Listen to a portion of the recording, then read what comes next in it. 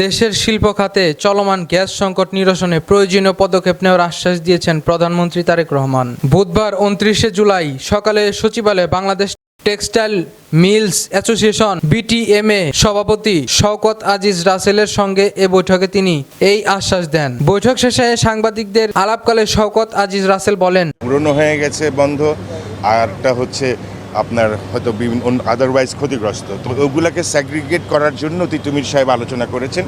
উনি বলেছেন means of verification করে আমার কাছে নিয়ে আসো, তাহলে আমরা আইডেন্টিফাই করব কোন ফ্যাক্টরিকে আপনার রুখে দাঁড়ানোর জন্য সাপোর্ট করা যায়, কাকে করা যাবে না। বড়দের জন্য অর্থ যে সংকট রয়েছে সেগুলো মিটিয়ে দিবেন। নতুন নতুন প্রযুক্তি ব্যবহার করা হবে। ভূগর্ভস্থ পানির উপর নির্ভরশীল ছিলাম, আমরা নতুন প্রযুক্তি নিয়ে এসেছি। সেখানে আমরা সারফেস ওয়াটার ইউজ করে আমরা ওই অঞ্চলের কৃষকদের সেচের চাহিদা মেটাবো। আমরা ডবল লিফটিং পদ্ধতিতে বিভিন্ন নদী থেকে আমরা পানি সংগ্রহ করে সেখানে খালে দিব। খাল থেকে আবার একটি লিফটিং করে আমরা ওই অঞ্চলে কৃষকের ভাগ্য উন্নয়নের জন্য, কৃষকের পানির চাহিদা মেটানোর জন্য আমরা কাজ করব। সময়ের উপযোগী সিদ্ধান্ত না নেওয়ার কারণে বর্তমান শিল্প খাতে গ্যাসের তীব্র সংকট তৈরি হয়েছে। প্রধানমন্ত্রী এই খাতের বর্তমান পরিস্থিতির গভীরভাবে বোঝার চেষ্টা করেছেন।